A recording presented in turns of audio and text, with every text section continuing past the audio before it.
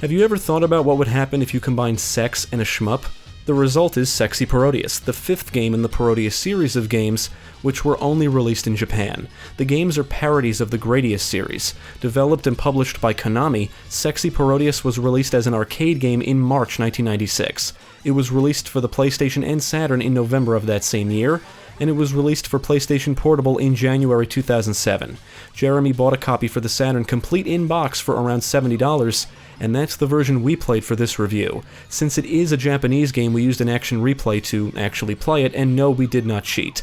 So let's take a look at Sexy Parodius and see just how sexy it is.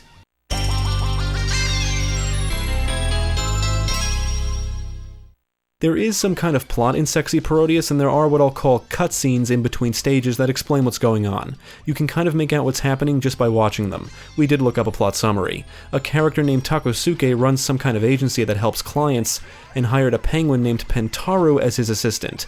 He also hired workers to solve the problems, and these workers are the playable characters. That's pretty much it.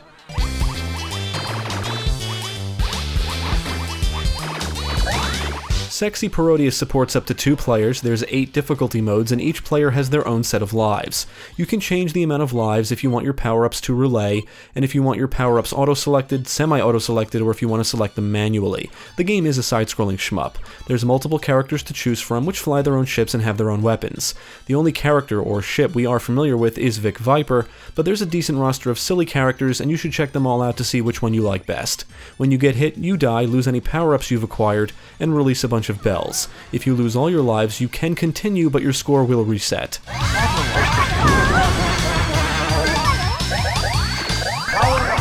Certain defeated enemies will drop power-up capsules and bells. When you acquire a red power-up capsule, one of your power-ups is highlighted in your power-up bar. The next red capsule you collect highlights the next power-up. If you have your power-up option set to manual, you can select the highlighted power-up whenever you want. Blue power-up capsules clear the screen of weak enemies. Bells are like temporary power-ups. The blue bells are like screen-clearing bombs. Yellow bells grant you points, and the value increases if you collect them in succession. Green bells make you large and invincible for a brief time, which is extremely helpful. A red bell grants you the Kiku beam, which is a vertical beam that can block enemies and projectiles. Purple bells turn all weak enemies into power-up capsules, and white bells summon Alex, who can die after losing all his HP. Alex is like a sidekick that will collect items and kill enemies. When playing with a buddy, if both characters are near each other, some kind of super shot begins to fire.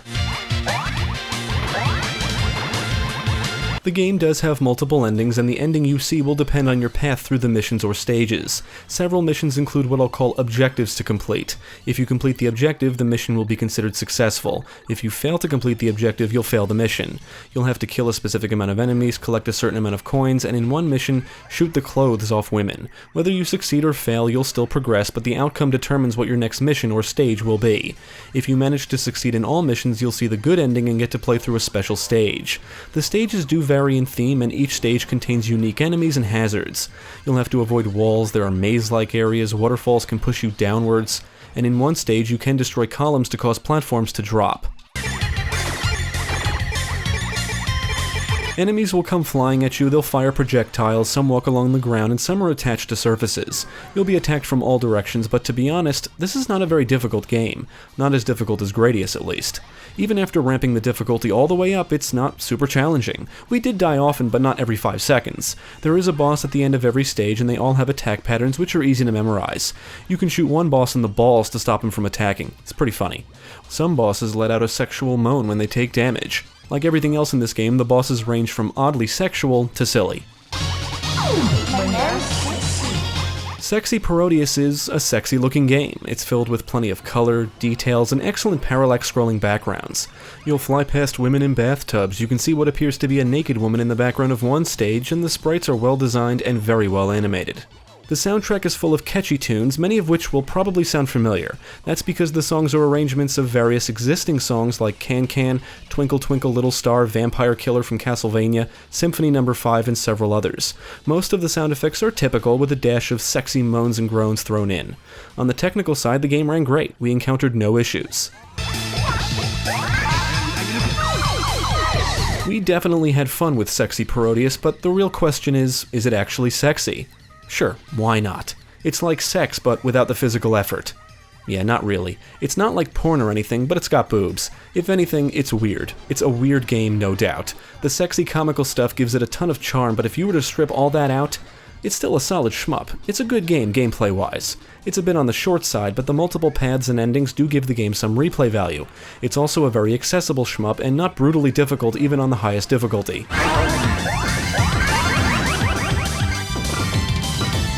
We would absolutely recommend Sexy Parodius to fans of shmups and fun. It's weird as hell, but it's also silly and ridiculous. If you're a fan of the Gradius series, you really should check this out. Although if you're looking for a challenge, you may be disappointed.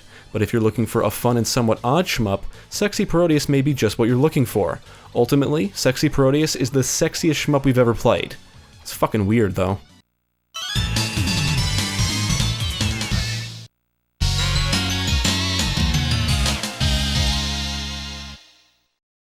Thank you for watching. If you enjoyed this video, check out the rest of our channel, follow us at the links below, and you can also support us on Patreon. If you're interested in more gaming content, check out our friends over at GameCast.